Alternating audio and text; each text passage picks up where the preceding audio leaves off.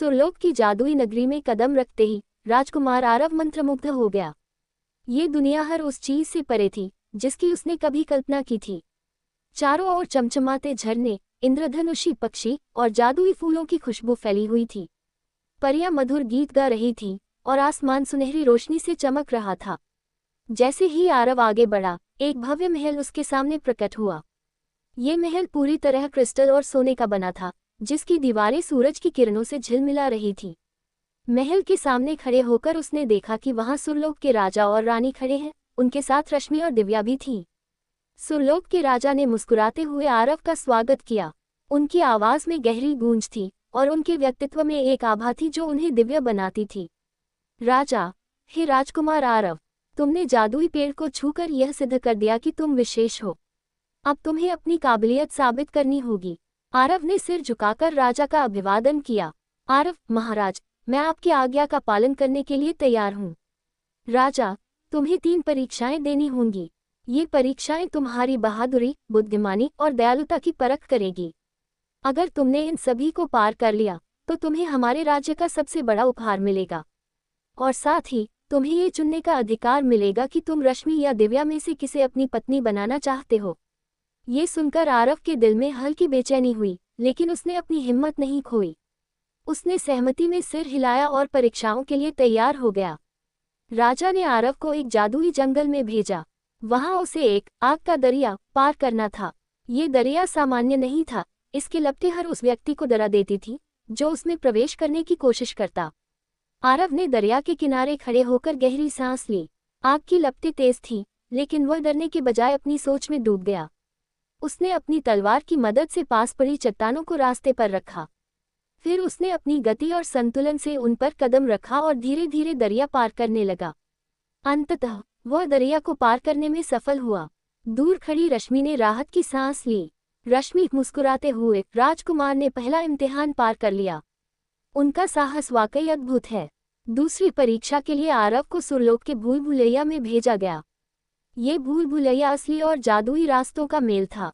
यहाँ कदम कदम पर जादुई दरवाजे थे और गलत दरवाजा खोलने पर वह पहले के स्थान पर वापस आ जाता। आरव ने अपनी समझदारी और निरीक्षण कौशल का इस्तेमाल किया। उसने दीवारों पर बने निशानों और दिशा संकेतों को ध्यान से देखा। एक बार जब वह उलझ गया तो रश्मि ने दूर से अपनी जादुई शक्ति से हल्का इशारा किया। आरव ने समझ लिया और सही दरवाजे की ओर बढ़ा। कुछ ही समय में वह भूल भुलैया से बाहर निकल आया। राजा ने उसकी तारीफ की। राजा, तुमने ये साबित कर दिया कि तुम्हारे पास केवल साहस ही नहीं बल्कि बुद्धिमानी भी है। अब अंतिम परीक्षा के लिए तैयार हो जाओ। तीसरी परीक्षा के लिए दिव्या ने आरव को जंगल के एक हिस्से में ले जाया। वहां एक विशाल पेड़ के नीचे एक पक्षी का घोंसला गिरने वाला था।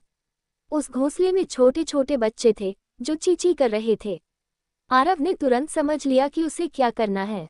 उसने पेड़ के टूटे हिस्से को ठीक करने के लिए अपनी तलवार की मूठ और पास पड़ी लताओं का इस्तेमाल किया। उसने सावधानी से घोंसले को सुरक्षित स्थान पर रखा और सुनिश्चित किया कि पक्षियों को कोई नुकसान न हो। दिव्या ने ये देखकर प्रसन्नता से ताली बजाई। दिव्या हंसते हुए, राजकुमार, तुमने ये साबित कर दिया कि तुम्हारे दिल में दया और प्रेम है। सभी परीक्षाएं पास करने के बाद आरव को सुरलोक के दरबार में बुलाया गया। वहां राजा ने मुस्कुराते हुए कहा, राजा, तुमने अपनी बहादुरी, बुद्धिमानी और दयालुता से यह सिद्ध कर दिया कि तुम सबसे योग्य हो। अब ये तुम्हारा अधिकार है कि तुम रश्मि और दिव्या में से किसी एक को अपनी पत्नी के रूप में चुनो। आरव ने दोनों परियों की ओर देखा। वह जानता था कि रश्मि की बुद्धिमत्ता और दिव्या की खुशी दोनों ही अनमोल हैं। वह उलझन में था। अंततः उसने सिर झुकाकर राजा से कहा, आरव, महाराज, मैं दोनों बहनों को एक समान सम्मान करता हूँ। मैं किसी एक को चुनने में असमर्थ हूँ क्योंकि दोनों ही मेरे जीवन का अभिन्न हिस्सा बन चुकी हैं।